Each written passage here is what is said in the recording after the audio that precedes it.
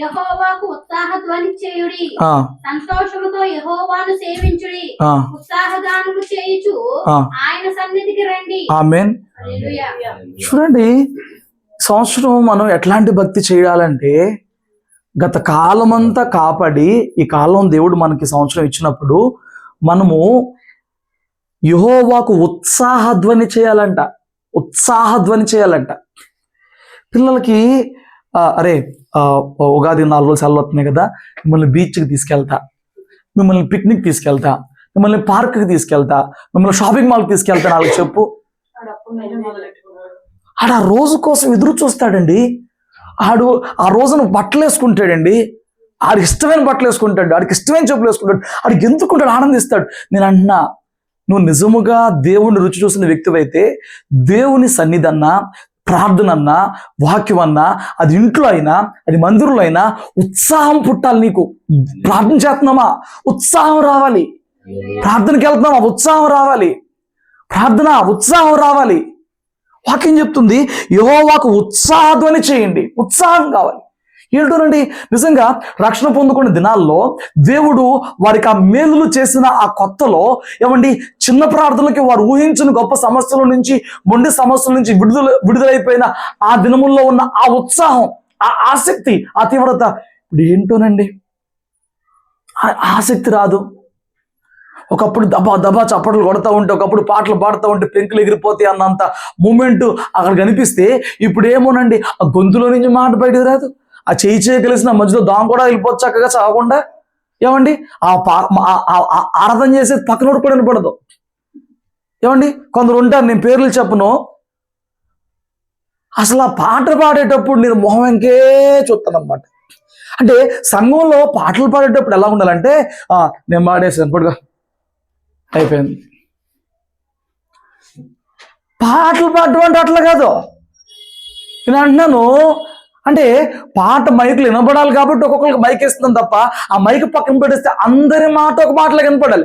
But నేను ఒక తల్లిని గమనిస్తాను అనమాట, నేను చెప్తాను అనమాట, ఆ పాట పాడేసి అలా పక్కన పాడేసేసేసి ఇంకా అడుజో దిడుజో దడుజో దిడుజోద్దే ఇక్కడ కాదులేండి. అసలు నాకు వచ్చింది, నువ్వు దేవునికి పాడుతున్నావా, నాకు పాడుతున్నావా? నువ్వు దేవుని మందిరంలో ఉన్నావా, లేకపోతే ఇంకెక్కడ ఉన్నావా?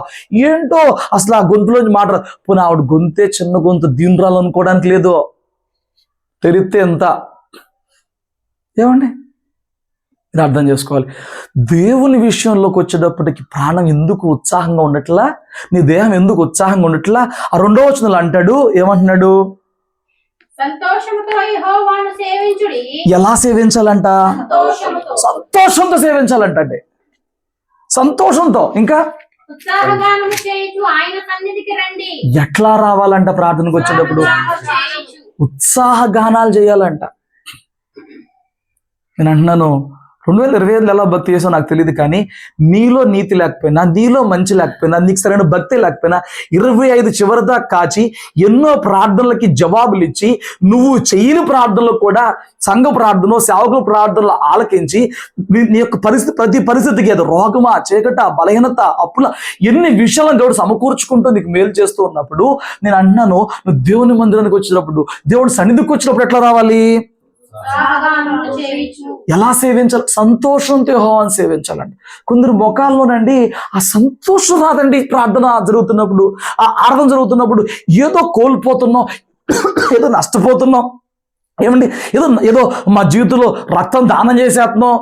మామూలుగా ఒక బాటిల్ తీసుకోవాలి, నేను ఇప్పటికి 5 బాటిల్ ఇచ్చాను, ఆ ఉసూరుమంటూ ఉంటారు.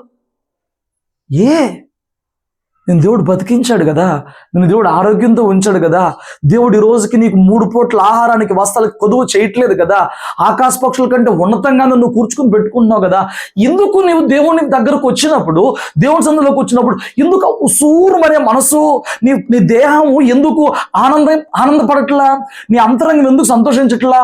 నేను దేవుని ఉన్నతమైన సన్నిధిలో ఉన్నానని, నేను దేవునితో గడుపుతున్నానని చెప్పని ఆ సంతోషం ఎందుకు రోజు రోజు చచ్చిపోతుంది నీలో? ఎందుకు? నేను అంటున్నాను, సమస్యలా, నీ బాధలా నువ్వేం చేయలేవు. దేవుణ్ణి సంతోషించి, దేవుడు చూసుకుంటాడు కదా. ఏమండి, దేవుని దగ్గరకు వచ్చాడు, వాక్యం చెప్తే నీ చింత యావత్తు ఆయన మీద ఏమంటున్నాడు. మోసేవాడి దగ్గరకు వచ్చో, తీర్చేవాడి దగ్గరకు వచ్చో, ఏమంటే నీ బాధలు బాపేవాడి దగ్గరకు వచ్చో, నీ రోగాలు భరించేవాడి దగ్గరకు వచ్చో, నీ రుగ్మతలు భరించేవాడి దగ్గరకు వచ్చో, చీకట్లో నుంచి నిన్ను ఆశ్చర్యకరమైన వెలుగులో పిలిచిన వాడి దగ్గరకు వచ్చో, నువ్వు ఎవరి దగ్గర ఉన్నావని చెప్పి నువ్వు సురుమంటున్నావు. నేనంటే ఏం చేయలేనండి. నువ్వు దేవుని దగ్గరికి కదా వచ్చావు. మనుషులు ఏం చేయలేరండి, నువ్వు మనుషులను నమ్ముకోలేదు కదా. ఈ రోజున మనుషులకి మనుషుల మాట అన్నా సంతోషం పడుతుంది, మనుషుల సహవాసం అన్నా సంతోషం పడుతుంది, కానీ దేవుని సన్నిధి ఆ సంతోషం రావట్లేదండి. నాకు అర్థం కావట్లా. గమనించు, నువ్వు దేవుని సన్నిధి అంటే సంతోషించలేకపోతున్నావంటే, దేవుని ప్రార్థన అంటే సంతోషించలేకపోతున్నావంటే, నీ అంతరంగాన్ని సాతాన్ని ఎంత ఆక్రమించేసుకుని, నీ అంతరంగంలో సాతాన్ని ఎంత దేవునికి వ్యతిరేకమైన ఆనందంతో తలంపులతో నింపేసిందో. అది డబ్బు అవ్వచ్చు, అది తిండి అవ్వచ్చు, అది లోకం అవ్వచ్చు, అది నేత్రాస అవ్వచ్చు, అది శరీరాస అవ్వచ్చు. దేవునికి విరుద్ధమైన నీ హృదయంలో ఎన్ని పెట్టి సాతానుడు ఈ రోజు దేవుని నువ్వు సంతోషించకుండా చేస్తున్నాడు. ఒకసారి ఆలోచన చేసుకో, ఒకసారి నువ్వు ప్రశ్నించుకో. అక్కడ వాక్యం చెప్తుంది కదా, 3వ వచనం, యెహోవాయే దేవుడని తెలుసుకొనుడి. యెహోవాయే దేవుడు అని తెలుసుకో.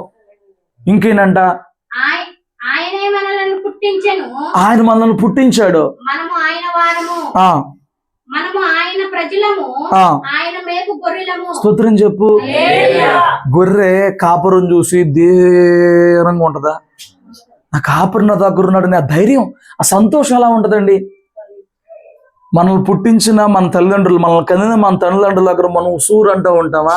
తల్లి అండి. ఉదయం నేను ఒక న్యూస్ చూసా, పిల్లలంట తండ్రి దగ్గర కన్నా కూడా తల్లి దగ్గర వారి ప్రతి ఫీలింగ్ని బయట పెట్టగలరంట.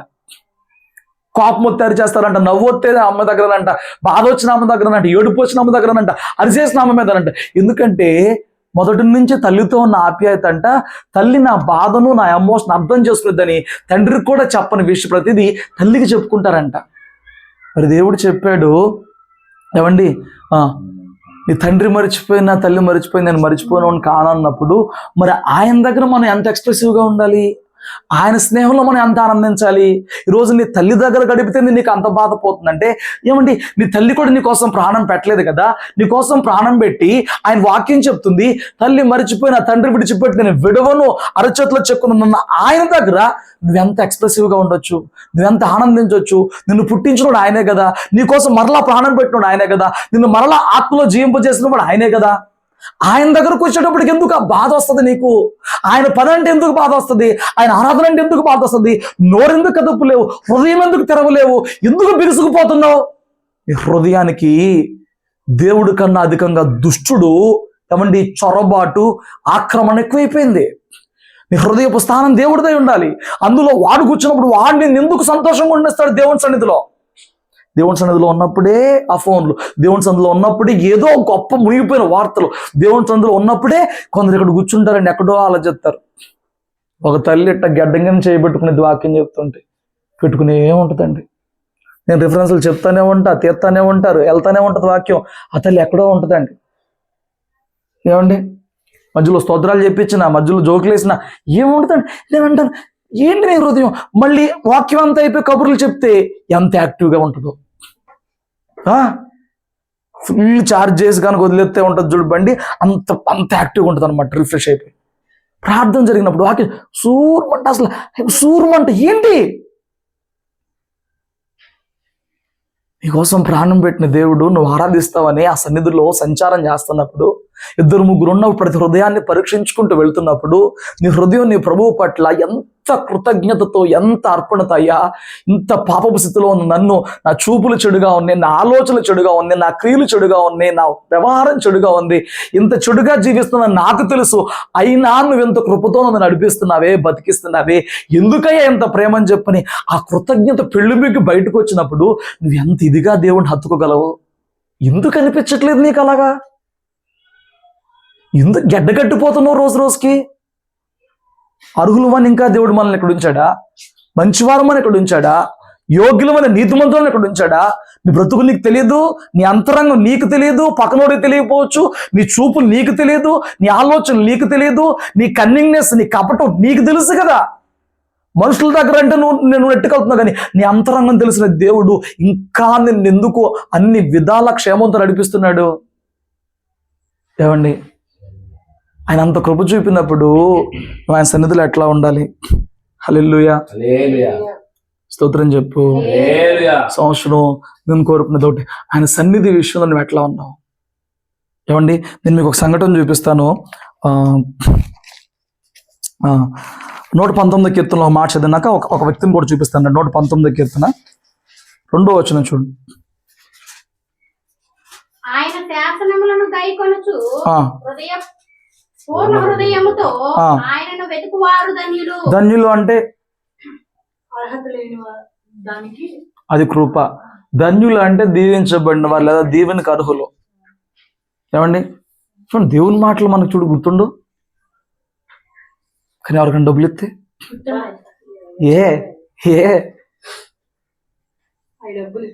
ఆయన శాసనములు గైకొనొచ్చు. ఏం చేయాలంట మనం?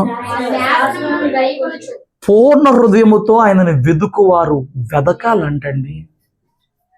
ఏమండి, వెదకాలంట. ఈ సంవత్సరం నేను అంటున్నాను, దేవుడు ఇచ్చిన వాక్యం కుటుంబం అర్థం చేసుకోవాలి. ఈ కుటుంబంలో ఉన్న వ్యక్తులు ఏం మాట్లాడుతున్నాడు దేవుడు నాతో అంటే, ఈ కుటుంబానికైనా అందరికీ, బట్ ఈ కుటుంబం దగ్గరకు వచ్చినప్పుడు అర్థం చేసుకోవాలి.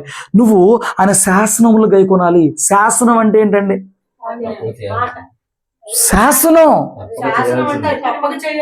రాజుగారి శాసనం అండి. జీవో, గవర్నమెంట్ ఆర్డర్ అండి. 2016 నేను క్యాసరపల్లి నుంచి కార్డు వెళ్ళాను. అప్పుడు స్మార్ట్ ఫోనే. సరే, న్యూస్ చూస్తే 8:30కే 9కి నేను మా ఇంటికి వెళ్ళాను. మా పేరెంట్స్ ప్రేయర్కి వెళ్ళారు.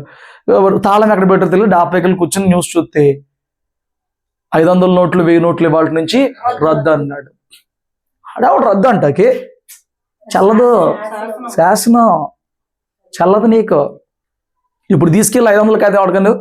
ఎవడరు నువ్వు? నా సొమ్ము ఇది, నా కష్టాచితం ఇది. ఎవడరు నువ్వు ఇండియాలో లేవా? ఇండియాకు ఒక అధికారం ఉంది, ఒక రాజ్యాంగం ఉంది, దానికి ఒక ప్రధానమంత్రి ఉన్నాడు. ఆ ప్రధానమంత్రి ఒక శాసనం చేశాడు, ఒక ఆర్డర్ పాస్ చేశాడు. 500 కాదు పలానా వరకు చెల్లిద్దు అన్నాడు. ఎవరు నువ్వు? అప్ప తక్కువ దోసేస్తారు. అవునా కదా? మరి దేవుని శాసనాల విషయంలో మనిషి ఈ శాసనాలు ఎంత కొంతమందికి వార్తలు అంటే అంత పిచ్చో అందులోనే తెలిసిద్ది అనమాట బతుకంత. అంటే వాళ్ళకి నెక్స్ట్ స్టెప్ ఏం తీసుకోవాలో, ఏం అడిగేయాలి, ఏం చేయాలి, ఆ గవర్నమెంట్ ఏం చేస్తుందో అన్ని ప్రతిపక్షంగా తెలుసుకుని వీళ్ళు జాగ్రత్తగా ఉండడానికి వాళ్ళు ఎంత చక్కగా వార్తలు ఫాలో అవుతారు. ఫైన్, మరి ఈ వార్తను నువ్వు ఫాలో అవుతావా? ఇది పరమ తండ్రి వార్త. ఇది నువ్వు చూసే వార్త రాష్ట్రానికో దేశానికో పరిమితం. ఇది లోకానికి పరిమితమైన వార్త. ఆయన శాసనాలు లోకం అంతటికి చెల్లుబాటు అవుతాయి. ఒక ప్రాంతంలో చెల్లుబాటు, ఒక ప్రాంతంలో చెల్లుబాటు అవ్వకపోవడానికి ఏమీ లేదు. ఏమండి, మన సంక్రాంతి ముందు కోడి పందాలు ఆడము అన్నారు. వాళ్ళ దగ్గరుండి ఆడిచ్చారండి. నాకు ప్రతి సంవత్సరం డౌట్, ఏంట్రా ప్రతి సంవత్సరం కోడి పందాలు ఆడడం? పోలీసులు కాదు, పోలీసులు ముందు ఈసారి ఆడనేమో అంటారు. ఏమో ఈ సంవత్సరం అలా చేస్తారు అనుకుంటే, ఏమండి, కొన్ని చోట్ల గవర్నమెంట్ జీవో కూడా చెల్లుబాటు కాదు, కొన్ని చోట్ల అవ్వదు. ఏమండి, ఇప్పుడు ఆడమని మళ్ళీ పట్టుకుంటారు, ఆ పండగ రోజులు వదిలేస్తారు. కానీ దేవుని శాసనం లోకం అంతటా ఒకటేలా ఉంటుంది.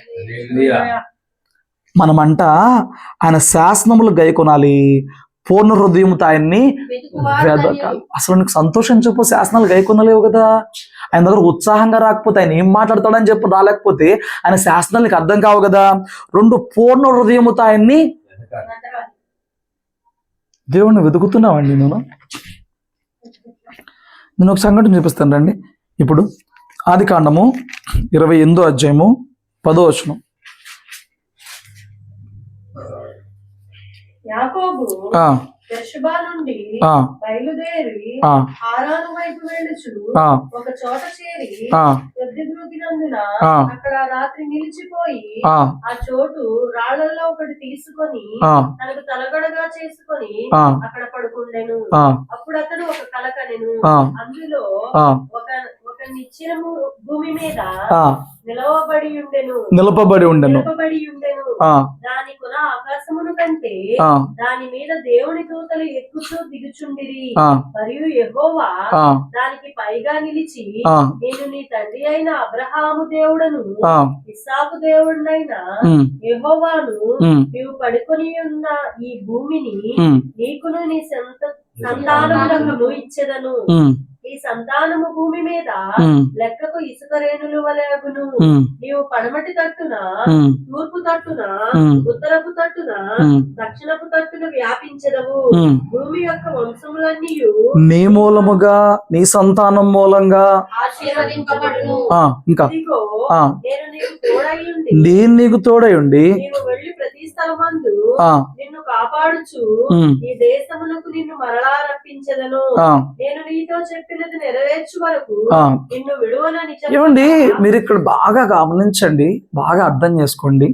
ఇప్పుడు ఆ గృహంలో ఆల్రెడీ ఏం జరిగిందంటే, తండ్రిని మోసం చేసి ఆ వాగ్దానం పొందుకున్నాడు. తల్లికి ఫైన్, తండ్రికి బాధ వచ్చింది.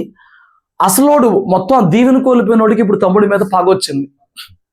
ఏమండి, ఒకళ్ళేమో దుఃఖపడ్డారు, ఒకరికేమో పగ వచ్చింది, చంపేద్దాం అన్నంత కోపం వచ్చింది. యాకోబు ఆయా పరిస్థితులలో, ఆ గందరగోళ పరిస్థితుల్లో తల్లిదండ్రుల చేత సాగనంపబడ్డాడు. నువ్వు ఇక్కడ ఉంటే బతకోగా నాన్న, నువ్వు మామయ్య ఇంటికి వెళ్ళి కొన్నాళ్ళు బతికి అక్కడెక్కడ పెళ్లి చేసుకుని రా అని చెప్పని పంపించబడ్డాడు. నేను అన్నాను, ఒకళ్ళు తను బట్టి దుఃఖపడ్డారు, ఒకళ్ళు తను బట్టి బాధపడ్డారు, ఒకళ్ళు తను చంపేద్దాం అనుకున్నారు, ఒకళ్ళు తన బ్రతుకు కోరారు. తన జీవితంలో మనుషులు ఏం కోరినా ఇప్పుడు మనుషులు ఎవరు తోడలేరు. నీ జీవితంలో మనుషులు కన్నోళ్లే, వీళ్ళు కన్నోళ్లే, నువ్వు ఇక్కడ ఉంటే బతకపో అన్నారు. నీ కన్నవారు నిన్ను ఏమన్నా కాపాడగలరా? వాళ్ళన్నారు నువ్వు బతకలేవు ఇక్కడ ఉంటే, అది చంపేస్తాడు, పో, మేమేం చేయలేము, పో అన్నారు. వాడేమో చంపుదామని మనసు పెట్టుకుని కూర్చున్నాడు. తండ్రి ఏమో నా చిన్న కొడుకు ఇలా చేశాడని చెప్పని అంటున్నాడు. ఎవరు ఎలాగున్నా దేవుడు వెతుక్కుంటూ వచ్చాడు కదా. అన్నమాల అన్నయ్య వచ్చి, ఒరే నువ్వు వెళ్ళిపోతే బాధగా ఉందిరా, మనం పుట్టిందే కవల పిల్లంగా పుట్టాం, మనల్ని ఇద్దరిని ఎక్కడ చూసినా జంటగా చూస్తారు, నా చిన్నప్పటి నుంచి నువ్వు నేను ఒకటే, నువ్వు ఉంటే నేనంటే నువ్వు కదా అయిపోయావు, నువ్వు వెళ్ళిపోమాకరా అని చెప్పిన అన్నయ్య వచ్చాడా? తండ్రి వచ్చాడా? నేను ఉన్నంతవరకు నీకేం కానివరా, అన్నయ్య నేను కూలి చేస్తాను. తండ్రి వచ్చాడా? తల్లి వచ్చిందా? దేవుడు మనల్ని వెతుక్కుంటూ వచ్చినప్పుడు మరి మనం ఎవరిని వెతకాలండి? ఇక్కడ యాకోబు పట్ల ఎవరెట్లా ఉన్నా దేవుడు వెతుక్కుంటూ వచ్చి చెప్తున్నాడు, నేను నిశ్చయముగా ఆశీర్వదిస్తాను, లోకానికి ఆశీర్వాదంగా ఉంచుతాను, నీకు తోడై ఉంటాను, నేను చెప్పి నెరవేర్చే వరకు నేను విడిచిపెట్టినాను అంటున్నాడే. మరి కొత్త నిబంధనలో నశించిన దానిని వెతికి రక్షించడానికి మనుష్య కుమారుడు భూలోకానికి వచ్చాడు అన్నాడే. ఎవరిని వెతికాడు ఈ లోకంలో? నిన్నెందుకు వెతికాడు? లోకంలో అందరూ లోకంలో ఉన్నారు, మనల్ని వెతికి రక్షించుకున్నాడు కదా. నేను అన్నా, యాకోబుకున్న ధన్యత కంటే నీ ధన్యత గొప్ప కదా. నిన్ను వెతికాడు. ఎందుకు? ఏముంది? నువ్వు అందరికంటే ఇష్టమనా? నువ్వంటే అందరికి ఇష్టమనా? నిన్ను అందరూ మంచోడు అంటున్నారనా? నువ్వు లోకాన్ని ఉద్ధరిస్తున్నావనా? యాకోబు అందరిని బాధ పెట్టి వచ్చాడు, కొందరు ఏడిపించి వచ్చాడు, కొందరు దూరం అయిపోయి వచ్చాడు. నువ్వు లోకంలో ఎలాంటి వ్యక్తిగా జీవిస్తున్నప్పటికి కూడా ఈరోజు దేవుడు తన పేరు నీకు పెట్టుకుని, తన రక్తం నీకు దారిపోసి తన బిడ్డగా నిన్ను మార్చుకున్నాడంటే ఆయన ఎంత వెతికాడు. నువ్వు నీ బతుకు చీకటి బతుకైతే చీకట్లో నుంచి ఆశ్చర్యకరం తన విలువ తెచ్చాడంటే ఆయన నిన్ను ఎంత వెతుక్కున్నాడు. ఏమండి, లోకంలోకి వెళ్ళిపోతున్న మన జీవితాలని, నా జీవితాన్ని నీ జీవితాలను వదిలేయచ్చుగా, ఆడు మానని ఆడిపోతున్నాడు పోనీయచ్చుగా. దేవుడు వెతికాడండి. నాకు మధ్యాహ్నం వచ్చిన డౌట్ ఏంటంటే, దేవుడు వెతికాడు కదా, ఏముందని మనల్ని ఎత్తుక్కున్నాడు. యాకోబులో ఏముంది? మోసగాడు, అన్నను బాధ పెట్టాడు, ఇప్పుడు అన్న చంపేద్దాం అనుకున్నాడు. ఏమంటే తండ్రి బాధపడ్డాడు, ఇలాంటి వాడిని ఎన్నుకున్నాడు. మన బతుకులు అంతకంటే దరిద్రం కదా, మన గతం అంతకంటే నీచమైంది కదా, మన బతుకు ఇతరులకి గాయం కలిగించింది కాదా, మన మాటలు మన క్రియలు ఇతరులని వేధించింది బాధించినవి కావా? స్టిల్ నేను ఎందుకు ఎత్తుక్కున్నాడు? నశించిపోకూడదని, ఇతరులకి లేని ఆ ప్రేమ, ఆ భాగ్యం, ఆ వెతుకులాట. నువ్వెక్కడిది? ఈ మనిషి ఎక్కడిది? చిట్టాక ఎక్కడిది? అసలు తన బ్రతుకు ఎక్కడ మొదలయ్యింది? తన దగ్గరికి దేవుడు ఎలాగొచ్చాడు? ఏమండి, దేవుడు నమ్ముకుని మరలా శూన్యమైన మళ్ళా చీకటి బ్రతుకులోకి మరలా దేవుడు సేవకుడిని సంఘాన్ని ఎలా నడిపిస్తున్నాడు? నిన్ను వెతికి నిన్ను వెంబడిస్తున్న దేవుడిని నువ్వు వెతకవా? నిన్ను ఎంత వెంబడిస్తున్నాడు నాకు తెలుసు. ఒకప్పుడు లోకంలో ఉన్న మనిషి ఏమంటే ఎక్కడి నుంచో కేసరపల్లికి సేవకుడిని పంపిస్తే ఏమంటే ఎవరిని బట్టో, ఎవరి జతను బట్టో, ఎవరి సహవాసాన్ని బట్టో ఆ వ్యక్తిని బట్టి దేవుని దగ్గరకు వస్తే నేను అన్నాను, నువ్వు దేవుడి దగ్గర అడగదు, దేవుడు వెతుక్కున్నాడు నిన్ను. ఎక్కడెక్కడి నుంచి ఎక్కడ వెతుక్కున్నాడు నిన్ను, పిలుచుకున్నాడు నిన్ను, ప్రేమించాడు నిన్ను. దేవుడు నిన్ను వెతికినప్పుడు, ఈ రోజు నీ పరిస్థితులు సరిచేస్తున్నప్పుడు, దేవుడిలో నీకు ఆనందం ఉందని తెలిసినప్పుడు నువ్వు దేవుణ్ణి వెతకాలా వద్దా? ఎలా అంట? పూర్ణ హృదయముతో ఆయన్ని వెతుకువారు ధన్యులు అని చెప్తుంది వాక్యం. దాచబడిన ధనమును వెతికినట్లు దేవుణ్ణి వెతకాలండి. పోగొట్టుకున్న బంగారాన్ని వెతికినట్టు దేవుణ్ణి వెతకాలండి. అన్నాను, ఏముంది యాకోబులో మంచి? ఎవరిని ఎత్తుక్కుంటూ వెళ్తాం మన హృదయానికి దగ్గరగా ఉండేవాళ్ళు కదా, ఎవరిని ఎత్తుక్కుంటాం? మంచోళ్ళు కదా. రాజశేఖర రెడ్డి హెలికాప్టర్లు మిస్ అయ్యాడని చెప్పినప్పుడు ఎంతమంది తపన పడ్డారు. మంచోడు, మేలు చేశాడు కాబట్టి మేలు పొందుకున్న వాళ్ళందరూ హృదయాలు గాయపడి వెతికారు. నీ బతుకే ఉందని దేవుడు వెతికాడు నిన్ను. ఏమండి, తప్పిపోయిన స్థితిలో నువ్వు ఉన్నప్పుడు తప్పిపోయిన గొర్రెపిల్లని వెతకడానికి ఏముందా? గొర్రెపిల్లలు 99 నీకు ఉన్నాయిగా. ఆ గొర్రెపిల్ల కావాలి. నా మందులో నుంచి తప్పిపోతే నా గొర్రెపిల్ల కావాలి. అట్లా వెతుక్కోలేదు ఈ కుటుంబాన్ని, అలా వెతుక్కోలేదు నిన్ను.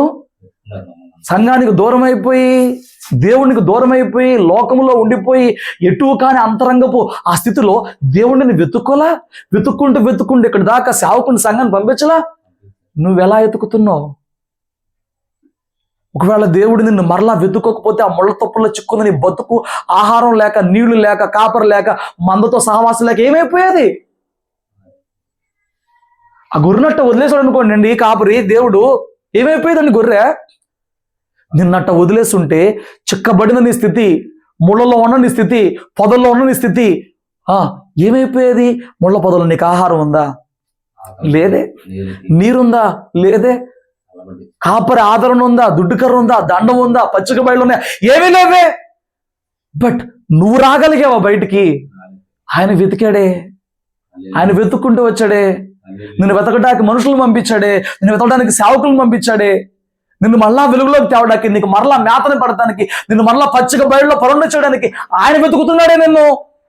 ఎన్నిసార్లు నీ యొక్క నా యొక్క ఆత్మీయతలో జారిపోతున్నా, పడిపోతున్నా, అంధకారం మయమైపోతున్నా ఆయన ఆదరిస్తున్నాడే, ఆయన వెతుకుతున్నాడే మరలా నిన్ను తన స్థితిలోకి తేవాలని. నేను అంటున్నాను, ఎప్పుడు నువ్వు దేవుణ్ణి వెతకడానికి ప్రయత్నం చేస్తావు? యాకోబు, ఆ రాత్రి నీకు ఎవరు లేరు కదా. యాకోబు అందరూ దుఃఖపెట్టిన గాయం నీ హృదయంలో ఉన్న నొప్పి తట్టుకోలేక అలసిపోయిన దేహంతో గాఢ నిద్రపోతున్నావు కదా. ముచ్చు నేసుకుని దిగొచ్చాడు దేవుడిని దగ్గరికి. ఆ రోజు పంపిస్తాక సేవకులు ఎవరు లేరు కాబట్టి ముచ్చు నేసుకుని వచ్చాడు అంతే ఆయనే. ఆకాశంలో మొదలెడితే భూమి మీదకి ముచ్చునేసి దిక్కుంటూ వచ్చాడు దేవుడే. ఏమండి, పైనుంచి మాట్లాడుతున్నాడు, నేనే నీ దేవుణ్ణి. ఆయన వచ్చి పరిచయం చేసుకుంటున్నాడు, ఆయన వచ్చి చెప్పుకుంటాడు, నేను నీ దేవుణ్ణి. మనం ఏమై ఉన్నామంట? ఆయన వారము, ఆయన మనల్ని ఆయన సృజించను. ఆయన చెప్పుకుంటాడు, నేను రా నీ తండ్రిని, నేను నిన్ను చేశాను రా, నేను మేపే గొర్రెవురా. అందులో ప్రేమగా అర్థమవుతుందా నీకు? అందులో తపన అర్థమవుతుందా? ఏమండి, ఒకడు ఫెయిల్ అయితే లోక హెప్ప అని ఆడు ఫెయిల్యూర్ అంటారు. దేవుడు ఎన్నిసార్లు నీ ఆత్మీయ జీవితంలో జారి పడిపోతుంది, నిన్ను వెతికి మరలా నిన్ను ఆ స్థితిలో, మందలో, మునుపటి స్థాయిలో కలపదని తపన పడుతుంటే నువ్వేం వెతుక్కుంటున్నావు? నువ్వేం వెతకడానికి తపన పడుతున్నావు? స్తోత్రం చెప్పు. 14వ కీర్తన అనుకుంటా, ఒకసారి తీయండి. 2వ వచనం. వివేకము కలిగి దేవుణ్ణి వెదుకువారు కలరేమో అని యెహోవా ఆకాశము నుండి చూచి నరులను పరిశీలించెను. వివేకం కలిగి దేవుణ్ణి వెతికేవారు. వివేచన అంటే ఏంట్రానంటే దేవుణ్ణి వెతకటం. నన్ను సృజించిన దేవుడు ఎక్కడున్నాడు?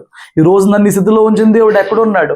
ఆయన నా గురించి ఏమంటున్నాడు? ఆయన నా ఆత్మీయతను బట్టి ఏమన్నా వెతకాలి, దేవుణ్ణి వెతకాలంట. ఆయన పరిశీలన చేస్తున్నాడు, వీడు ఏం చేస్తాడా అని. మరొక సంవత్సరం నీకు ఇచ్చాడుగా దేవుడు చూస్తున్నాడు. గత 26 రోజులుగా నువ్వు నేను ఏం చేస్తానని చూస్తున్నాడు. ఆయన పరిశీలన చేస్తున్నాడు నిన్ను నన్ను.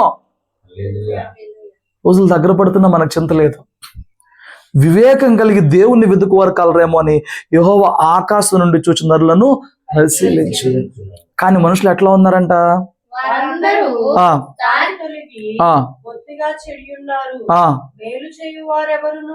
మేలు చేసేవాడు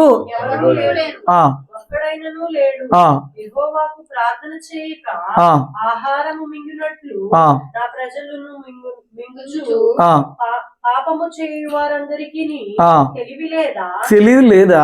పాపము చేయువారు ఆ. బహుగా భయపడుదురు. ఈ రోజున పాపం చేస్తున్నావే, నీకు తెలివి లేదా? పైన వివేచన కింద తెలివి అన్నాడు. నీకు తెలివి లేదా? దేవుణ్ణి వెతకకుండా పాపంలో ఉన్నావు. పాపము చేసేవారు అందరూ బహుగా భయపడతారు. ఒక రోజు రాబోతుంది, ఆ రోజున ఏమవుతావంట? ఎందుకో చూడు చెప్తాడు. ఎందుకనగా ఆ దేవుడు ఆ నీతిమంతుల సంతానము పక్షమున్నాడు. స్తోత్రం చెప్పు. దేవుడు ఎవరి పక్షాన ఉంటాడంట? నీతిమంతుల సంతానం పక్షంగా కూడా ఉంటాడంట. ఇప్పుడు యాకోబు దగ్గరికి ఎందుకు వచ్చాడు దేవుడు? నీతిమంతుల సంతానం. అబ్రహాము నీతిమంతుడు, ఇస్సాకు విధేయుడు. ఎందుకు వెతుక్కుంటూ వచ్చాడు? నీతిమంతుల సంతానం పక్షంగా ఉండే దేవుడు కాదు. ఈరోజు నువ్వు భక్తి చేస్తే ఇది నీతో పోద్దా? ఈరోజు నువ్వు దేవుణ్ణి వెంబడించి నీ జీవితకాలం దేవుణ్ణి కనిపిస్తే అది నీకు పోద్దా? నీ బిడ్డల్ని వెంబడించే దేవుడే ఉన్నాడు. ఏంటంటే వేరే వల్ల మొన్న ఆశ్చర్యమైన కార్యం ఏంటంటే, కోటేశ్వరమ్మ అమ్మని 80 ఏళ్ల పైనే బతికింది. కోటేశ్వరమ్మ అని చెప్పని ఆవిడ ఎప్పుడో దేవుణ్ణి నమ్ముకుంది. ఆవిడ బ్రతికింది. తన జీవితకాలం తన కుటుంబీకులు మారాలని ప్రార్థన చేస్తే తను బతుకుండగా తన మనవడు మారాడు, కానీ కొడుకు మారలా. కొడుకు మార్పు చూడకుండా చచ్చిపోయింది, మంచున్నట్లాగే చచ్చిపోయింది.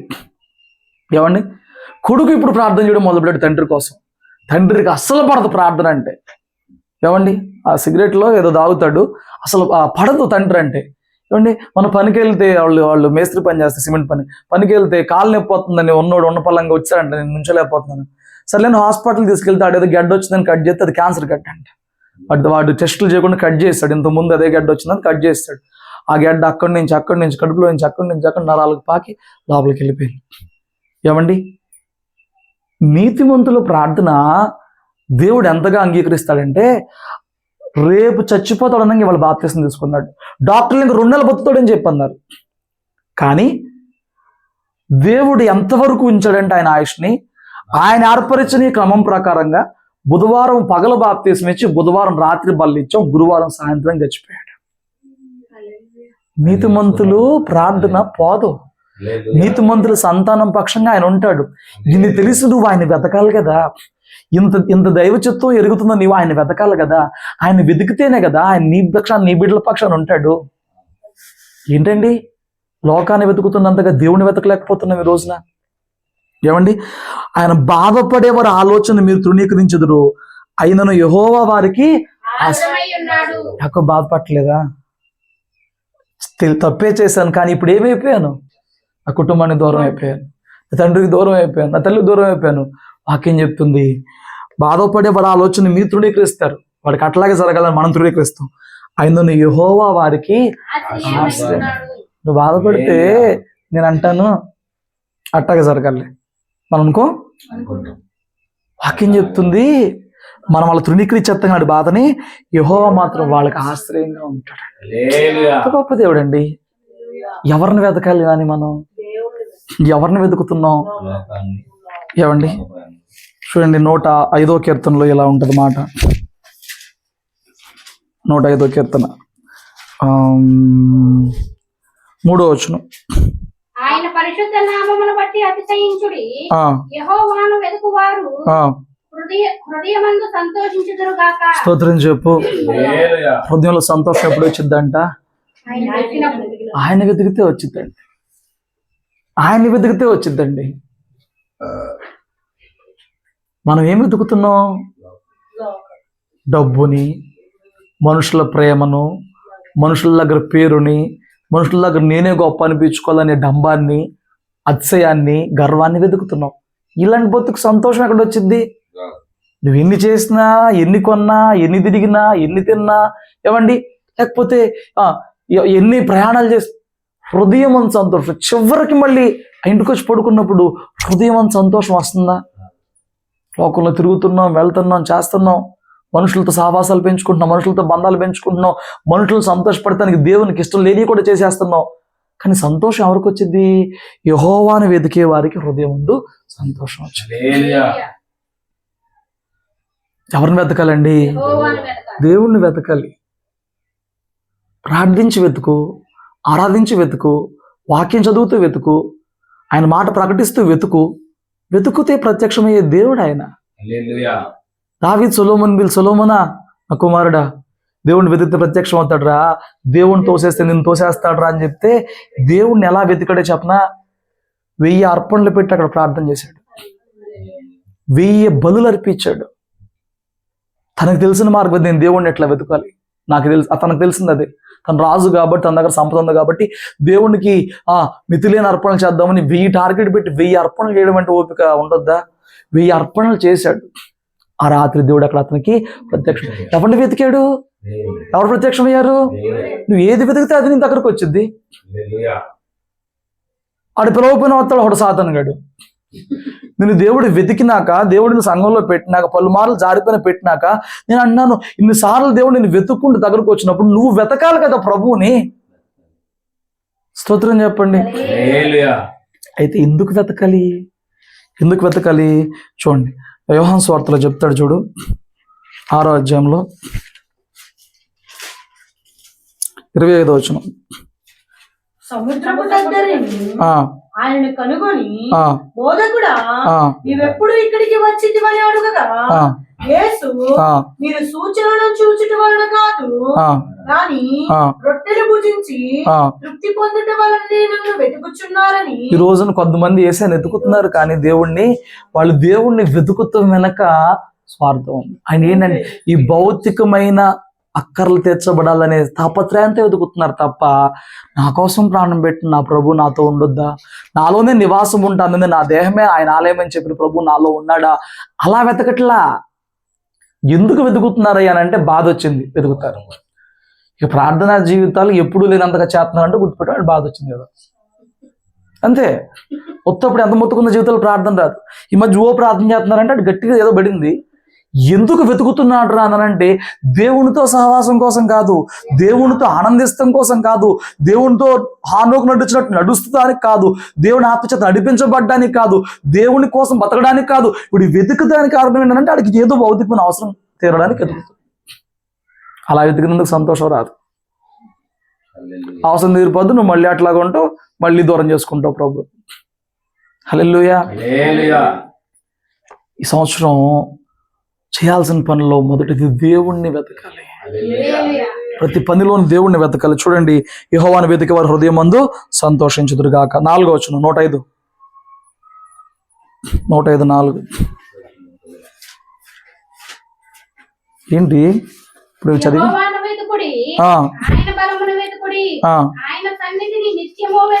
స్తోత్రం చెప్తావా? యెహోవాను వెతుకు, దేవుణ్ణి వెతుకు, ఆయన బలమును వెతుకు. ఏమండి, దేవుణ్ణి వెతకాలంట బలం అంట. బలమును ధరింపచేసే దేవుడు మన దేవుడు. నువ్వు దేవుణ్ణి మొదట వెతికినాక, దేవుణ్ణి సంపాదించుకున్నాక దేవుడు బలపరిచే దేవుడు. దేవుడు తన ప్రజలకు బలమయ్యున్న దేవుడు. దేవుడు బలము ధరింపచేసే దేవుడు. బలము తనదని ఒక మారు చెబితే భక్తులకు 2 సార్లు వినబడిందంట. ఆయన చెప్పింది ఒకసారి కానీ 2 సార్లు బలము తనదంట. హల్లెలూయా. జీవిత పోరాటంలో నీకు బలం చాలట్లేదే, ఆత్మీయ పోరాటంలో నీకు బలం చాలట్లేదే, నువ్వు ఆయన వెతికిన తర్వాత ఆయన బలమును వెతుకు. నీకుగా అవ్వంది ఆయన నీకు బలము ధరింపచేసి నీతో జరిగిస్తాడు. బలము ధరింపజేయ దేవుడై ఉన్నాడు మన దేవుడు. ఏమండి, దేవుణ్ణి వెతకాలండి. ఎందుకు అర్థమైన వెతుకుతున్నారు?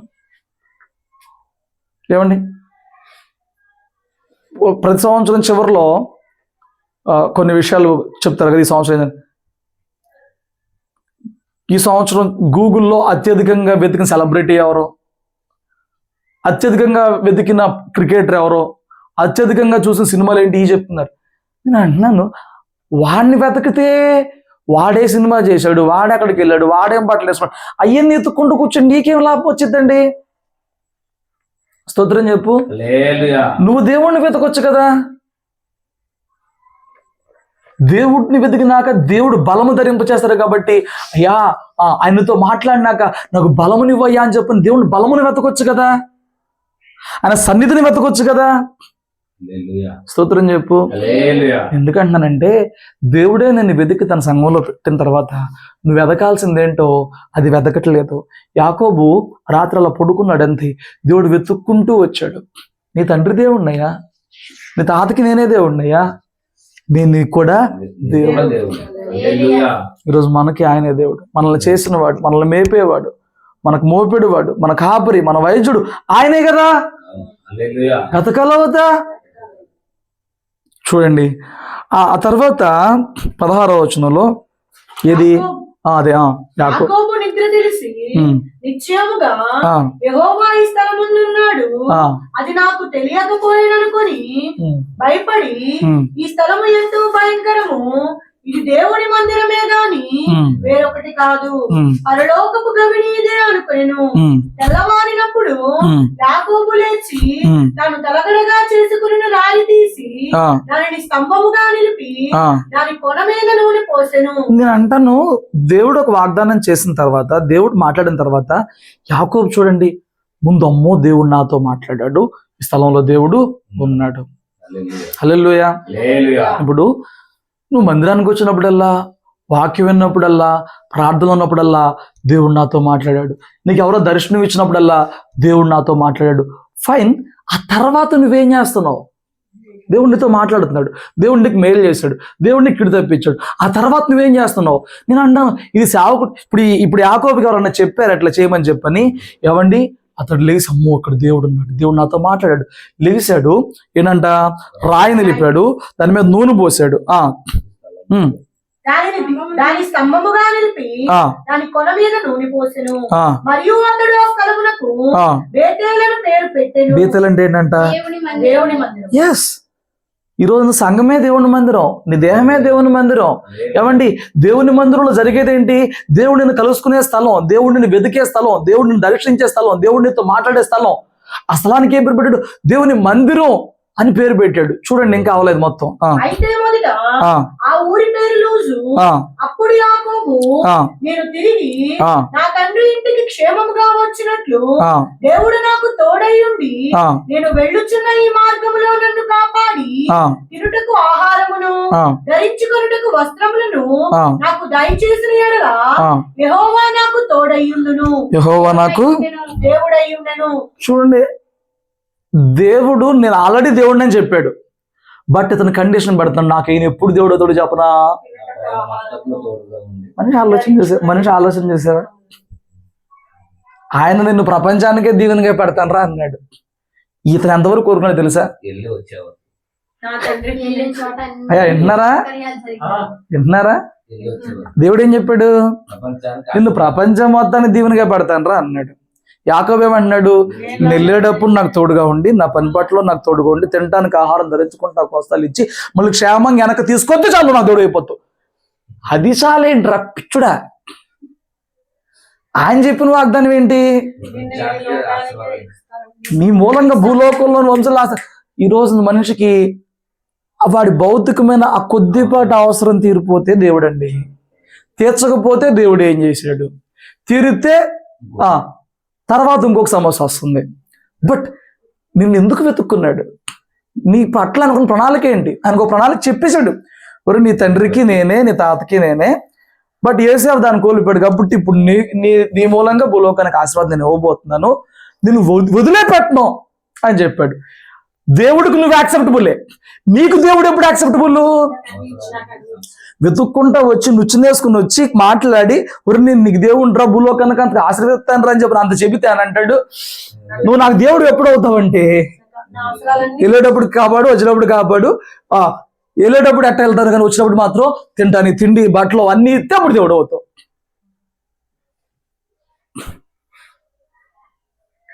ఏమన్నా అసలు చూడు, మనిషి స్థాయి, మనిషి ఆలోచన స్థాయి, మనిషి సామర్థ్యం. కానీ అక్కడ ఒక మాట మాట్లాడతాడు చూడు, మరియు స్తంభముగా నేను నిలిపిన ఈ రాయి దేవుని మందిరమగును, మరియు నీవు నాకు ఇచ్చి యావత్తులో 10వ వంతు నిశ్చయముగా నీకు చెల్లించదనని మొక్కుకొనెను. ఎందుకు మొక్కుకున్నాడు? దేవుడు ఇస్తే ఎంత ఇస్తాడంట దేవుడికి? దేవుడు చెప్పాడా? నేను కట్టు బట్టలతో నా కుటుంబంలో వెళ్ళిపోతున్నాను, నువ్వే నా దగ్గరకు వచ్చి ఇలా మాట్లాడావు, నువ్వు నాకు అన్ని ఇస్తే దేవుడివి, నువ్వు నాకు ఇస్తే నేను నీకేమిస్తాను అంటే అయ్యా నువ్వు నాకు చేసినాక నేను ఊరకే ఉండను, ఇదిగో నీకు కృతజ్ఞతగా నేను ఈ కానుక తెచ్చి ఇస్తాను. నేను అంటున్నాను, నీ కానుకల గురించి నేను మాట్లాడలేదు, కానీ నీ కృతజ్ఞత ఉందా? దేవుడు చేసిన మేలుని బట్టి కృతజ్ఞత ఉందా? ఇది ముందే చెప్తున్నాను, నీ కృతజ్ఞత కలిగి కార్యం చేస్తానని చెప్పి. నేను అంటున్నాను, నీ కృతజ్ఞత ఉందా? గడిచిన సంవత్సరం అంతా దేవుడు కాపాడాడే, దేవుడు కాపాడాడు గడిచిన సంవత్సరం అంతా. నేను అంటున్నాను, నీ అర్పణలు పక్కన పెట్టి అర్పణ గురించి మాట్లాడుకుంటే మనం చాలా ఎక్కువ ఇవ్వాలి దేవుడికి. అర్పణలే అని అంటే నూతన సంవత్సరంలో తెచ్చినందుకు, గత సంవత్సరం అంతా కాపాడినందుకు, కిడులు తెప్పించేందుకు మోషే ధర్మశాస్త్రం ఎలా మాట్లాడుతారంటే, వ్యాధి తగ్గితే అర్పణ ఇవ్వాలి, వ్యాధి తగ్గినందుకు అర్పణ ఇవ్వాలన్నమాట. పంట పండితే అర్పణ ఇవ్వాలి, ప్రతిదానికి అర్పణలే ఉంటాయి అనమాట. మోషే కానుక వాళ్ళకి అర్పణలు గురించి నీ కృతజ్ఞత ఉండాలిగా. ఏమండి, కృతజ్ఞత ఉండాలిగా. యాకోబుకి ఎవరు చెప్పలే, ఎవరు నేర్పించాలి, అయ్యా నువ్వు నాకు ఇస్తే అందులో 10వ వంతు తీసుకొచ్చి నేను నీకు ఇస్తాను. వాళ్ళ తాత అలాగే చెప్పాడు, వాళ్ళ తాత అలాగే ఇచ్చాడు 10వ వంతు. ఈ 10వ వంతు ధర్మశాస్త్రంతో సంబంధం లేదండి, పాత నిబంధన కొత్త నిబంధన కాదు. ధర్మశాస్త్రం అనేది మోషేకి దేవుడు ఇవ్వకమునిపే మన పితరులు కృతజ్ఞతగా దాన్ని అక్కడ పెట్టారు. అయ్యా ఇది నీకు తీసుకొచ్చి ఇస్తాను చెప్పారా లేదా? సరే, దేవుడు చెప్పింది ఆయన ఎంత పర్ఫెక్ట్ గా చేశాడు, ఇతను చెప్పింది ఇతను ఎంత పర్ఫెక్ట్ గా చేశాడు చూడండి. దేవుడు ఏం చెప్పాడు, నీకు తోడే ఉంటుంది వదిలిపెట్టను, కరెక్ట్ గా చెప్పేశాడు చెప్పలేదా? చెప్పాడు. 30వ అధ్యాయానికి వచ్చి పక్కన వచ్చి 25 నుంచి చదవండి. 30వ అధ్యాయం 25 నుంచి. రాహేలు యోసేపును కనిన తరువాత యాకోబు లాబానుతో, నన్ను పంపివేయము, నా చోటికి నా దేశమునకు వెళ్ళెదను, నా భార్యలను నా పిల్లలను నాకు అప్పగించుము, అప్పుడు నేను వెళ్ళుదును, వారి కోసము నీకు కొలువు చేసి తిని నేను నీకు కొలువు చేసిన విధమును నీవెరుగుదువు కదా అని చెప్పెను. అందుకు లాబాను అతనితో, నీ కటాక్షము నా మీద నా మాట వినుము, నిన్ను బట్టి యెహోవా నన్ను ఆశీర్వదించునని శకునము చూచి తెలుసుకొంటినని చెప్పాను. చూడండి, ఇప్పుడు దేవుడు ఏం చెప్పాడు, నువ్వు ఎక్కడికి వెళ్ళినా వస్తా, నీకు తోడే ఉంటా, నిన్ను బట్టి ఇతరులకు ఆశీర్వదిస్తాను. కొన్నిసార్లు మన జీవితంలో దేవుడు మనకు తోడై ఉండి చేసే ఇతరులు గమనిస్తారు, కానీ మనం పట్టించుకోండి. తెలుసా, ఇతరులు గమనించుకుంటారు కానీ మనం గమనించుకోం, మనకు తెలియదు. నేను 2021లోనే ఇప్పుడు వచ్చి ఫస్ట్ వారాలు పెట్టెళ్ళా. నా పని ఏంటి, వారాలు పెడతాం వెళ్తాం. వారాలు పెట్టి వెళ్తే వీళ్ళు టీవీయో ఫ్రిడ్జ్ ఏదో కొనుక్కున్నారంట. నాకు అవసరం లేదు అది, నా పని ఏంటి, ప్రార్థించాడు. మనం కనిపెట్టాం దేవుడు మన పక్షంగా ఎంత ఉంటున్నాడు, దేవుడు మనల్ని ఎంత కాపాడుతున్నాడు, దేవుడు ఎంత కీడుని మనం అసలు గమనించుకో. కానీ మనల్ని చూస్తున్న ప్రజలు మాత్రం వీడికి దేవుడు తోడే ఉన్నాడు, లేకపోతే ఎట్లా జరిగిద్ది అనేది వాళ్ళు గమనిస్తారు. దేవుడు, నేను అన్నాను, నువ్వు గమనించుకోలేవండి. కొన్నిసార్లు నువ్వు మొద్దుగా వెళ్ళిపోతావు, నీకు అర్థం కాదు, నీ చుట్టుపక్కలకి అర్థమైపోద్ది నీతో దేవుడు ఉన్నాడని, దేవుడు నీకు ఏదో చేస్తున్నాడని, దేవుడు నీ పక్షం నడిపిస్తా, వాళ్ళకి అర్థమైపోద్ది, మనకు అర్థం కాదు, మనం పట్టించుకోం. ఇక్కడ యాకోబు పట్టించుకున్నాడా? యాకోబు ఆ మాట అన్నాడా? అన్నా, యా ఇన్నాళ్ళు నేను నీకు పని చేశాను, నీకు కొలువు చేశాను, నాకు భార్యలు పిల్లలు ఉందా, నేను ఇక్కడ ఉండలేకపోతున్నా వెళ్ళిపోతానంటే దండ పెడతా. లాభం యాకోబుతో దండ పెడతా, నువ్వు వెళ్ళమాక, నిన్ను బట్టి నీ దేవుడు నన్ను ఆస్వాదించాడు. నేను శకునం చూసి తెలుసుకున్నా. నువ్వేం తెలుసుకున్నావు ఈ రోజున? నువ్వేం తెలుసుకున్నావు ఈ రోజున? దేవుడు నిన్ను ఎంత వెంబడిస్తున్నాడో, దేవుడు నిన్ను ఎంత తప్పిస్తున్నాడో, దేవుడిని ఎంత ప్రేమిస్తున్నాడో, దేవుడిని ఎంత పోషిస్తున్నాడో ఎదుటోడికి అర్థమైనంత నీకు అర్థం కావాలి కదా. అర్థం కావాలా వద్దా? సరే, ఒక రోజు దేవుడు మాట్లాడాడు, యాకోబు ఇంకెక్కడ ఉండొద్దు అన్నాడు. తర్వాత అధ్యాయంలో బయటకు వచ్చేయమన్నాడు, బయటకు వచ్చాడు. బయటకు వచ్చేసిన తర్వాత ఏసావు ఎదురొచ్చాడు, ఏసావుతో సంఘటన అయిపోయింది. ఏసావు దారిని ఏసావు వెళ్ళిపోయాడు. ఈ పెద్ద మనిషి చూడండి ఏం చేశాడు, నేను మీకు ఒక మాట చూపిస్తాను. 33వ అధ్యాయంలో 16వ వచనం. ఆ దినము ఏసావు తన త్రోవను సెయూరునకు తిరిగిపోయెను, వెళ్ళిపోయాడు. అప్పుడు యాకోబు సుక్కోతుకు ప్రయాణమైపోయి తనకు ఒక ఇల్లు కట్టించుకొని తన పశువులకు ఆకలి వేయించెను. అందుచేత ఆ చోటికి సుక్కోతు అని పేరు పెట్టబడింది. 20వ వచనం. అక్కడ ఒక బలిపీఠము కట్టించి దానికి ఎల్హోయి ఇశ్రాయేలు అని పేరు పెట్టెను. ఇప్పుడు వెళ్ళేటప్పుడు దేవుడేం మాట చెప్పాడు? నేను నీకు తోడుగుంటా అన్నాడు. ఉన్నాడా ఉండలేదా? ఆశీర్దించడా ఆశీర్దించలేదా? వెతుక్కుంటా ఆయనే వచ్చాడు కదా. ఇప్పుడు ఈయన ఫ్రీ అయిపోయాడు, ఈయన దారి నేను ఇంటికి వచ్చాడు. సుక్కోతులో పాకలు వేసుకున్నాడు, బాగానే ఉందండి. దేవుడు నీకు చెప్పింది దేవుడు చేశాడు, నువ్వు దేవునికి ఏం చెప్పావు? నువ్వు నాకు ఇచ్చిన దాంట్లో 10వ వంతు తెచ్చి నీకు ఇచ్చేస్తా. మీకు తెలుసా, వాళ్ళ అన్నయ్య చంపడానికి వచ్చాడని వాళ్ళ అన్నయ్యకి కానుక పంపించాడే 5 కోట్లు. ఈ రోజు లెక్కెత్తే వాళ్ళ అన్నయ్యకి పంపించిన పశు సంపద అంతా లెక్కెత్తే 5 కోట్లు. అంటే మనిషి తన మీదకి వచ్చినప్పుడు తన ప్రాణం కాపాడుకుంటే మనిషికైతే కానికిచ్చి పంపించాడు, కానీ ఇందంతా ఇచ్చిన దేవుడి విషయంలో ఆ కృతజ్ఞత లేకుండా జీవించాడండి. బలిపెట్టి ఎక్కడ కట్టి సరిపెట్టుకున్నాడు, బలిపీఠం కట్టాడు, సరిపెట్టుకున్నాడు. ఆ పక్కన అధ్యాయంలోనే తన కూతురు జీవితం పాడైపోద్ది. ఆ పక్కన అధ్యాయంలోనే తన కొడుకులు నరహంతకులు అయిపోతారు. ఆ పక్కన అధ్యాయంలోనే వారి మూలంగా ఒక రాజ్యం పాడైపోద్ది. అన్నీ జరిగిపోయినాక తర్వాత అధ్యాయంలో దేవుడు మాట్లాడుతూ అంటాడు, దేవుడు యాకోబుతో నీవు లేచి బేతేలునకు వెళ్ళి అక్కడ నివసించి నీ సహోదరుడైన ఏశావు ఎదుటి నుండి నీవు పారిపోయినప్పుడు నీకు కనబడిన దేవునికి అక్కడ బలిపీఠము కట్టమని చెప్పగా. ఇక్కడ కట్టాడు సుక్కోతులో. అది బలిపీఠం ఎట్లా కుదిరింది? దేవుడు అడగకుండానే నువ్వు నాకు మేలు చేస్తే నేను కృతజ్ఞతకి అర్పణ ఇస్తాను అన్నావు, మొక్కుకున్నావు. సుక్కోతులు కట్టేసేసి అయిపోయిందంటే ఎట్లా కుదిరిద్ది? ఇప్పుడు నీ జీవితంలో నీ కొడుకులు హంతుకులైనాక, నీ కూతురు చెడిపోయింది అయినాక, నీ మూలంగా వాళ్ళు చనిపోయినాక, హంతుకులు అయిపోయినాక, ఇంత జరిగినాక దేవుడు వచ్చి ఏం మాట్లాడాడు తెలుసా? నీ కూతురికి ఏం పర్లేదు, నీ కొడుకులకి ఏం పర్లేదు, నీకేం పర్లేదు అంటలా. రాయ్, ఎక్కడ నీకు నేను కనపడినప్పుడు నూనె పోసి ప్రార్థన చేసావో అక్కడ బలిపీఠం కట్టు. నేను అంటున్నాను, సేవ చేయాలంటే ఎక్కడ పడితే అక్కడ చేయడానికి అవదండి. దేవుడు ఎక్కడ చెప్తే అక్కడ చెయ్యాలి. స్తోత్రం చెప్పు. అలాగే దేవునికి ఒకసారి మనం మాట ఇచ్చినాక దేవుడి మాట తను నిలబెట్టుకున్నట్లు మన మాట మనం నిలబెట్టుకోవాలి. ఇక్కడ విషయం ఏంటంటే కృతజ్ఞత. అన్నకు 5 కోట్లు కానుకిచ్చావే, దేవుడు నిన్ను ఒట్టి చేతులతో వెళ్ళినప్పుడు 2 గుంపులు వచ్చానని చెప్పి ఆయన మాట్లాడాడు. అయ్యా, ఒట్టి చేతులతో నద్దాటిపోయాను, ఇప్పుడు నేను 2 గుంపులు అయ్యాను, ఇంత వాడిని అయ్యాను. ఇంత వాడిని చేసిన దేవుని కృతజ్ఞత ఏది? కృతజ్ఞత ఏది? సంవత్సరం నేను అడిగే 2 విషయాలు. దేవుణ్ణి వెతుకుతున్నావా? దేవుణ్ణి వెతుకు. 2, కృతజ్ఞత కలిగి జీవించు. గత కాలం అంతట్లో ఎన్నో కీడులు, నాశనాలు, ఉపద్రవాలు, బాధలు, కష్టాలు తప్పించి ఈరోజు నీ స్థితిలో ఉంచాడే. మర్చిపోకు. మర్చిపోయావా? చూడు, యాకోబు మర్చిపోయాడు. యాకోబు 33లో మర్చిపోయాడు. 34లో జీవితంలో సునామీ, తుఫాను మొత్తం ఒకేసారి వచ్చేసినాయి. 35లో దేవుడు చెప్పాడు, ఇప్పుడు నువ్వేం చేస్తావంటే అక్కడ బలి అర్పించు. మర్చిపోయావు దేవుని కృతజ్ఞతగా ఉండాలని, మర్చిపోయావు దేవుణ్ణి వెంబడించాలని. మునుపటి కంటే ఇప్పుడు ఇంకా అధికమైన భక్తి చేయడానికి వెనకడుగు వేస్తున్నావు, సరిపెట్టుకున్నావు. యాకోబు సుక్కోతులు సరిపెట్టుకున్నాడు, బలిపీఠం కట్టాక సరిపెట్టుకుంటే ఎలా కుదిరిద్ది? సరిపెట్టుకుంటున్నావు, భక్తి సరిపెట్టుకుంటావు.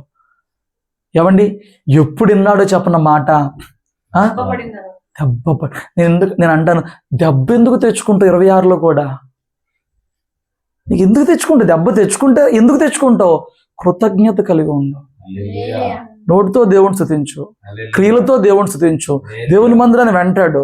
ఏమండి, నాకు ఎప్పుడన్నా సాక్ష్యం చెప్పడన్నా, నాతో మాట్లాడినప్పుడన్నా చిట్టక్కనిద్ది, నేను ఇంత దూరం రాలేకపోతున్నాను ప్రభువా, దేవుడు నిన్ను పంపించింది ఎందుకంటే ఆ ప్రయాసం చూసన్నా ఆశీర్వదిస్తానికి. హల్లెలూయా. నువ్వు దేవుడిని అడగాలనంటే ఇంటి పక్కన చర్చ అయితే కరెక్ట్ గా పాస్టర్ గారు పొందట్టు అట్ట కూర్చొని ఎట్టొచ్చేస్తే అందులో నీ కష్టమే ఉంది. దేవుడు నిన్ను నాళ్ళు నడిపిస్తూ వస్తున్నాడు అని అంటే, ఇంత ప్రయాసపడుతున్న దేవుడు నా మీద జాలేదనంటే, ఆ ప్రయాస చూసే దేవుడు ఈ మాత్రం కృప నీ పట్ల చూపిస్తున్నాడు. దాన్ని నువ్వు ఇంకెంతకాలం భారం అనుకోకూడదు, ఇంకెంతకాలం ఈ బాధ అనుకోకూడదు, భాగ్యమే అనుకోవాలి. హల్లెలూయా. ఆ ప్రతిఫలం అక్కడ ఉంటుంది. దాన్ని భాగ్యంగానే ఎంచుకోవాలి, దాన్ని భారంగా ఎంచుకోకూడదు, సరిపెట్టుకోకూడదు. నువ్వు ఎంత ప్రయాసపడుతున్నావో దాన్ని మనుషులు లక్ష్య పెట్టకపోయినా దేవుడు చూస్తున్నాడు. అప్పుడప్పుడు నేను నేర్చుకున్నాను, నా ఊళ్ళో మందిరాలు లేవా, ఉంటే అక్కడికే పంపించేవాడిగా, ఉంటే వాళ్ళతోనే నిన్ను కనెక్ట్ చేసేవాడు కదా. దేవుని చిత్తం అక్కడ ఉందని అక్కడ పెట్టిన తర్వాత నువ్వు బాధపడితే అవదు, నువ్వు నిలబడకపోతే అవదు, నువ్వు వెతకకపోతే అవదు, నువ్వు వెంబడించకపోతే అవదు. ఇప్పుడు ఎంత చేస్తే యాకోబు నోరు తెరిచి నన్నగాళ్ళు అక్కడ కట్టాను కయ్యా, అవదు. స్తోత్రం చెప్పు. ఏమన్నా అంటే వాక్యంలో పెట్టి విమర్శిస్తున్నాను, విమర్శించట్లేదండి. మీకు తెలియాల్సిన నీతిని మార్గాన్ని చెప్తున్నాను. నేను ఎవరిని విమర్శించి ఒకరిని తక్కువ చేసి ఒకరిని పొగిడి నాకేం పైశాచిక ఆనందం వచ్చింది? ఏమండి, అయి ఉండొచ్చు నీకు దూరాభారం, కానీ నువ్వు పడే ప్రయాస ఎవరు చూస్తారు చెప్పనా? దేవుడు చూస్తున్నాడు. కృతజ్ఞత కలిగి ఉంది. ఎక్కడ దేవుడు నిన్ను దర్శించాడు, ఎక్కడ దేవుడు నీకు మేలు చేశాడు, ఎక్కడ దేవుడు నీతో మాట్లాడు, కృతజ్ఞత కలిగి ఉండు. దాన్ని దూరం చేసుకున్నాడు. యాకోబు మాట నిలబెట్టుకోలేకపోయాడు. ఒకప్పుడు 3 రోజులు ఉపవాస ప్రార్థన, అదిగాక మళ్ళీ గురువారాల ప్రార్థనలు, అదిగాక నెలకొట్టాలు పెట్టినప్పుడు అండి జనాలలో ఆసక్తి. 3 రోజులు వచ్చేవాళ్ళు జనాల్లో ఆసక్తి. ఆ మూలం ఉన్నాడు, ఈ మూలం ఉన్నాడు, ఆ గాయత్రులు ఉన్నప్పుడు వాళ్ళు ఆ మూలం. ఇప్పుడండి ఆదివారం కూడా కుదించి సరిపెట్టుకుంటున్నారు. ఆదివారం ఆరాధన కూడా కుదించే సరిపెట్టుకుంటున్నారు. దేవుడు నీతో మాట్లాడేదాకా తెచ్చుకోకు. దేవుడు ఇంతవరకు కృప చూపినప్పుడు ఆయన్ని వెతుకు, ఆయన పట్ల కృతజ్ఞత కలిగి ఉండు. చూడు, మళ్ళీ 100వ కీర్తనలోకి వచ్చినప్పుడు మనం ఏపు గొర్రెలమని చెప్పిన తర్వాత 4వ వచనంలో అంటాడు, కృతజ్ఞతార్పణలు చెల్లించుచు ఆయన గుమ్మంలో ప్రవేశించుడి. ఎలా రావాలంట? కృతజ్ఞత అర్పణలు చెల్లించుకుంటూ రావాలంట దేవుని మందిరానికి వచ్చినప్పుడు. హల్లెలూయా. నేను మీకు కానుకల గురించి చెప్పింది నా పాయింట్ కాదులే కానండి. ఏమండి, కృతజ్ఞత కలిగి ఉండాలి. ఈ కృతజ్ఞత అర్పణలు అనే విషయంలో వాళ్ళు సాక్ష్యం చెప్పినాక కొంతమంది తగిన కానుక అక్కడ వేస్తారండి, పెట్టులోనో సేవకుడి చేతిలోనో. ఇక్కడ నువ్వు ఎంత అర్పణ ఇచ్చావనేది పాయింట్ కాదు, కానీ దేవుని వల్ల నేను పొందుకున్న మేలు అనే కృతజ్ఞత నీకు లేకపోతే దేవుడు ఒకరోజు మాట్లాడేదాకా తెచ్చుకుంటావు. దేవుడి వల్ల నేను పొందుకున్న మేలిది. మొన్న నాగార్జున గారు ఫోన్ చేశారు, ఎన్నాళ్ళైందని వాళ్ళకి మనకు తెగిపోయి.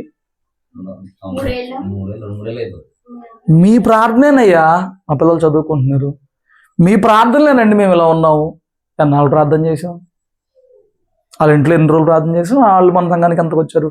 బట్ ఆయన ఫోన్ చేసి అంటాడు, మీ ప్రార్థనలేనండి మేము ఎట్లా ఉన్నాం, మిమ్మల్ని ఎందుకు మర్చిపోతాం మేము? మంచిది, దేవుని కూడా మర్చిపోమాక. మంచిది. వాళ్ళ స్థితి ఇప్పుడు కొంచెం మెరుగయ్యేటప్పటికి, వాళ్ళ పిల్లలు ఇప్పుడు చదువుకునేటప్పటికి ఆ చదువుకోలేరండి. వాళ్ళు చదువుకోలేరు. దేవుడు నా హృదయంలో ఆ భారం పుట్టించినప్పుడు నేను ఎప్పుడు ఆ పిల్లకి చెప్పేవాడిని, ప్రార్థన చేసేవాడిని. వాళ్ళు ఆ పిల్లల్ని జాబ్లో పెట్టేశారు. ఎప్పుడో నేను ప్రార్థన చేసేవాడిని, అయ్యా చదువుకునే వయసు వెళ్ళిపోతుంది, పిల్లలు చదువుకుంటే బాగుపడుద్ది. వాళ్ళకి ఎవరికి ఆశ లేదు, బట్ దేవుడు ప్రార్థన ఆలకించువాడై ఉన్నాడు. ఫోన్ చేశాడు, నీ ప్రార్థనేనయ్యా మేము ఇలా ఉన్నాం, ఈ ప్రార్థనే అని చెప్పి మొన్న ప్రార్థన చేయించుకుని కానుకేశారు. ఇక్కడ కానుకల విషయం కాదు, నీకు కృతజ్ఞత దేవుని పట్ల ఉందా? నన్ను పక్కన పెట్టి దేవుని పట్ల కృతజ్ఞత ఉందా? మందిరానికి వచ్చినప్పుడు ఎలా రావాలంట? ఏమండి, పైనుంచి చూసుకుంటే ఉత్సాహంతో రావాలంట, సంతోషంతో రావాలంట. ఏమండి, ఉత్సాహ గానములు చేసుకుంటూ రావాలంట, కృతజ్ఞర్పణలతో దేవుని దగ్గర రావాలంట. కొంతమంది మందిరానికి రావడానికి భారం అయిపోతారండి. దేవుడు అంటేనే, ఇంట్లో ప్రార్థన అంటేనే. ఏమండి, చిన్నప్పుడు మేము డైలీ ప్రార్థన చేసుకునే వాళ్ళం కదా. ఒక్కొక్కసారి ఏదైనా ఆటల్లోనో లేదా సినిమాల్లోనో టీలోనో పడిపోయినప్పుడు ప్రార్థన రా అంటే రాదు బాడీ. అలా చిన్నతనం కాదండి. ఇప్పుడు ఇంత ఎదిగిన తర్వాత మనం సాతాను చేత అలా భ్రమపరచబడుతున్నాం. జాగ్రత్త. దేవుడిని వెతుక్కున్నాడే, దేవుడికి నీ పట్ల ప్రణాళిక ఉంది. నువ్వు నీ ఆయనకి ఏ ప్రణాళిక ఉందో ఆ ప్రణాళిక చొప్పున ఆయన ఏం మాట్లాడుతున్నాడు, ఆయన ఏం వాగ్దానం చేస్తున్నాడు, నీ పట్ల అది జరిగిచ్చేస్తున్నాడు. ఈ సంవత్సరం నువ్వేం జరిగించకపోతే ఆయన గుర్తు చేయాల్సి వచ్చింది. ఆయన గుర్తు చేసేటప్పటికి నువ్వు ఇంకా కాదు అని తలకాయ ఊపలేవు. దెబ్బ పడిపోయింది యాకోబుకి. కూతురు చెడిపోయింది, పిల్లలు హంతకులు అయిపోయారు, నాశనం ఏర్పడిపోయింది, చావు భయం వచ్చేసింది. ఇప్పుడు దేవుడు వచ్చి అన్నాడు, ఇప్పుడు దేవుడేమంటున్నాడు? అసలు అప్పుడు అడగకుండానే దేవుడేమో అని చెప్పాడు. ఇప్పుడు వచ్చి అంటాడు, నువ్వు ఎక్కడ అర్పణ చేసి అక్కడికి వెళ్ళు, ఆ పరిస్థితులన్నీ అప్పుడు సెట్ అవుతాయి అంటున్నాడు. హల్లెలూయా. సంవత్సరం నేను అంటున్నాను, దేవుణ్ణి వెతుకు. పూర్ణ హృదయంతో దేవుణ్ణి వెతికి వారు ధన్యులు అవుతారంట. దేవుణ్ణి వెతుకు. ప్రతి సమస్యకి దేవుని దగ్గర వెతుకు, ప్రతి బలహీనతకి దేవుని దగ్గర బలం వెతుకు, ప్రతి ఇబ్బందులకి ప్రతి అప్పులకి దేవుని దగ్గర వెతుకు, ప్రార్థనలో వెతుకు, ఆరాధించి వెతుకు, వాక్యం చదివి వెతుకు. దేవునితో మాట్లాడుతాడు, దర్శిస్తాడు, నెమ్మదినిస్తాడు, ఓదార్పునిస్తాడు, ధైర్యమునిస్తాడు. ఆయన వెతుకో. హల్లెలూయా. 2 కృతజ్ఞత కలిగి జీవించు. మర్చిపోకు. దేవుడు చేసిన ఉపకారాలు దేన్ని మనం మర్చిపోకూడదు. యాకోబు కొంచెం మర్చిపోయినందుకే, కొంచెం అలసత్వం వహించినందుకే, ఇక్కడ బలిపీఠం కడితే ఏమైంది కట్టేసినందుకే ఏమండి తుఫాను, ఏమండి సునామీ మొత్తం ఒకేసారి వచ్చి పడిపోయింది. ఎట్లా ఉంటుందండి మొత్తం ఒకేసారి వచ్చి పడిపోతే? అంత గాయమైపోయిన హృదయంతో ప్రభు చెప్పాడు, నువ్వు ఇది చేస్తే సెట్ అవుతావు. హల్లెలూయా. నీ జీవితంలోకి ఇంకా ఏవి రాకమునిపే ఈ రాత్రి 2 మాటలు గుర్తుపెట్టుకుని సంవత్సరం అంతా ఆ రీతిగా వెంబడించు. నిన్ను మేపు దేవుడు, నిన్ను కాయి దేవుడు, నిన్ను పోషించే దేవుడు, నిన్ను వెతికి తన సందులో పెట్టుకునే దేవుడు సంవత్సరం అంతా నువ్వు ఊహించిన రీతిలో ప్రతి విషయం నీకు సమకూరుస్తూ అడగకుండానే వాగ్దానం చేసే దేవుడు అండి మన దేవుడు. వెతుక్కున్న దేవుడు అండి. నిన్ను వెతుక్కుంటున్నాడు దేవుడు. ఈ రోజుకి నేను వెతుకుతున్నాడు. మొన్న పడుకుంటే నాకు ఒక దర్శనం వచ్చింది. ఆ దర్శనంలో ఒక్క వాక్యం పాస్టర్ గారిని నేను పిలిచాను. ఆ పాస్టర్ గారు ఒక వాక్యం చెప్పాడు. ఆ బైబిల్ నా దగ్గర ఉండిపోయింది, నేను చదవలేకపోయాను. అయితే ఆ వాక్యం ఏంటంటే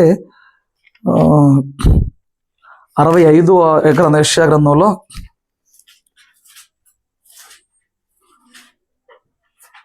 2వ వచనం.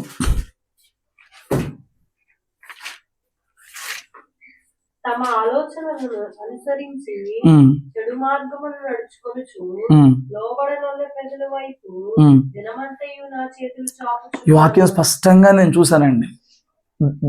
నాతో మాట్లాడి వచ్చిన పదే లేచిన తర్వాత ఏంట్రా అక్కడ ఏముందిరా వచనం 65 నుండి ఏంట్రా అని ఎతికిన తర్వాత ఆ వచనం చూస్తే నాకు అనిపించింది, ఏమండి మీరు మన యథార్థంగా ఆడు సంఘానికి ఒక వ్యక్తి వచ్చి ఎంత మొత్తుకున్నా మారకపోతే మనం ఏం చేస్తాం? దేవుడు అంటున్నాడు, ఏమన్నాడు చూడు, తమ ఆలోచనలు అనుసరించి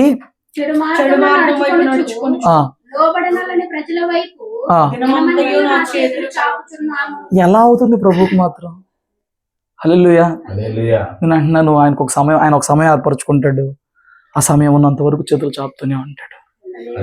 ఏమండి పోయిన సంవత్సరం అంతా చేతులు చాపాడు, ఈ సంవత్సరం కూడా నీ వైపు చేతులు చాపుతూనే ఉన్నాడు.